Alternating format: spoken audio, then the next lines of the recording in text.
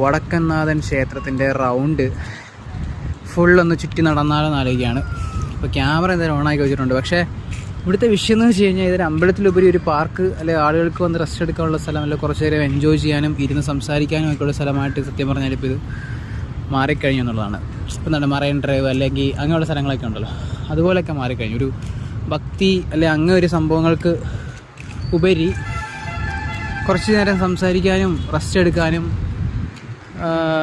ചില്ല് ചെയ്യാനൊക്കെയുള്ള സ്ഥലമായിട്ട് വടക്കനാഥ ക്ഷേത്രത്തിൻ്റെ round full മാറി എന്നുള്ളതാണ്. ഇനി അങ്ങോട്ടുള്ള കാലങ്ങളിലും അങ്ങനെയൊക്കെ തന്നെ ആയിരിക്കും സംഭവിക്കാൻ പോകുന്നത്.